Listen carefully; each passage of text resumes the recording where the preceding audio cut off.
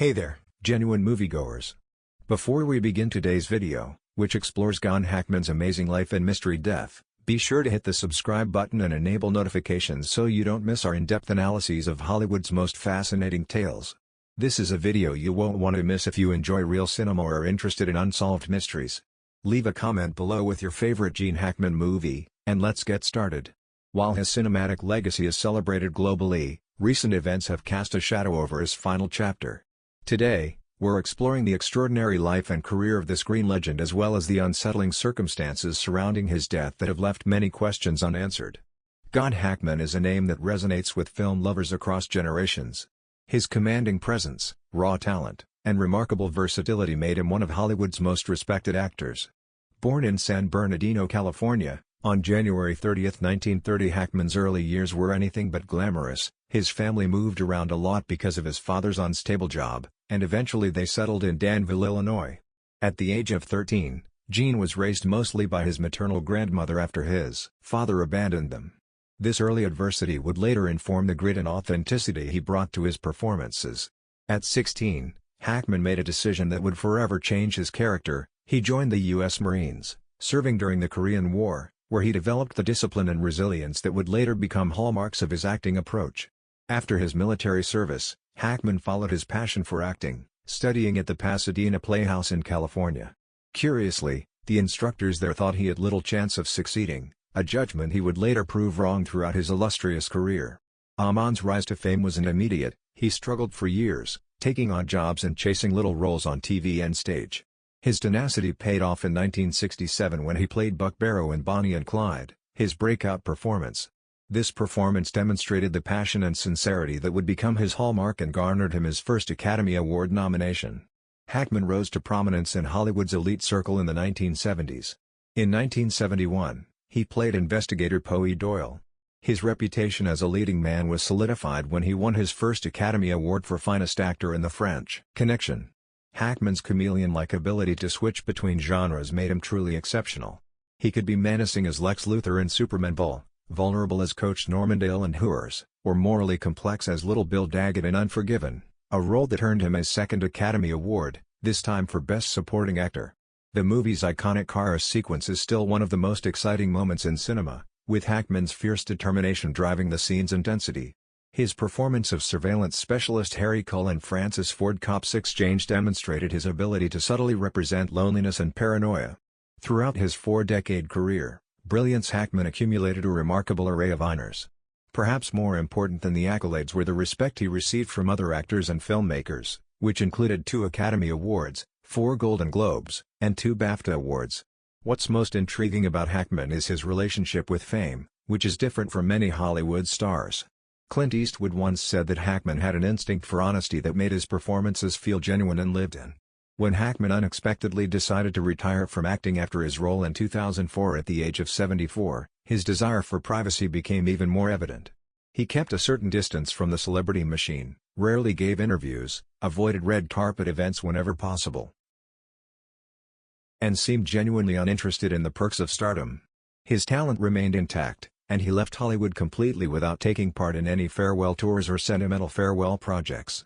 The disturbing conclusion of Hackman's story is that on February 26, 2025, at the age of 95, Gene Hackman, his wife Betsy, and one of their dogs were discovered dead in their Santa Fe home during a wellness check after concerns were raised when the couple hadn't been heard from for about 2 weeks.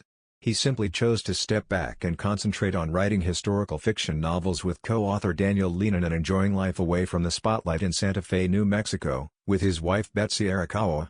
Although carbon monoxide poisoning was initially suspected, tests ruled it out because the cause of death data retrieved from Hackman's pacemaker suggested his heart had stopped on February 17, approximately 9 days before the bodies were discovered.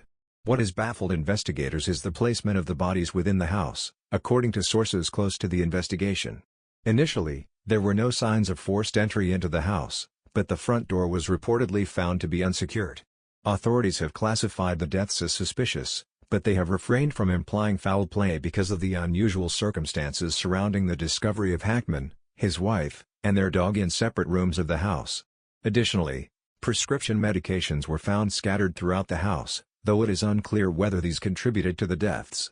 As of right now, toxicology reports are still pending, and the precise cause of death for Hackman and his wife is still unknown.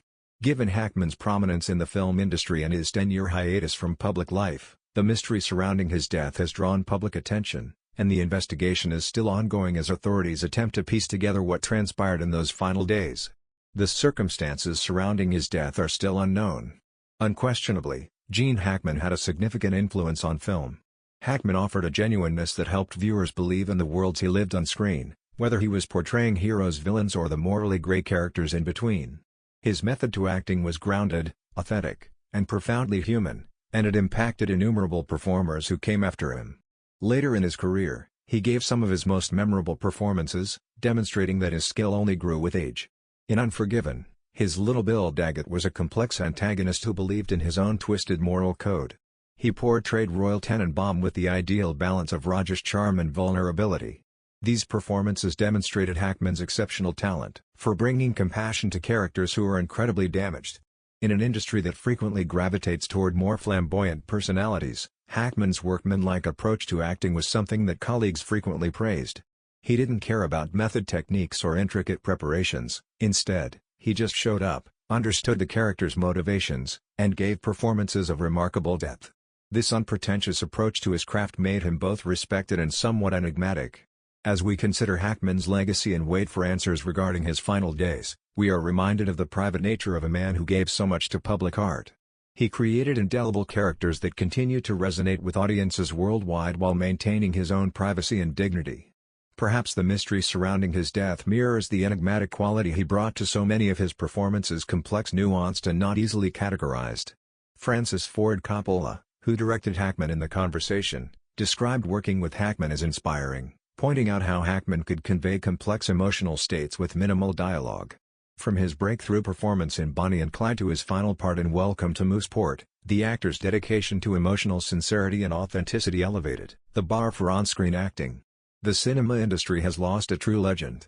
As investigations into the circumstances surrounding his death continue, we may eventually learn what transpired in his final days in Santa Fe, but nothing can lessen the extraordinary legacy of an actor who transformed American cinema with his powerful presence and unwavering dedication to his craft. If you enjoyed this exploration of Gone Hackman's remarkable life and career, please hit the like button and subscribe to our channel for more in-depth looks at some of the most influential people in cinema.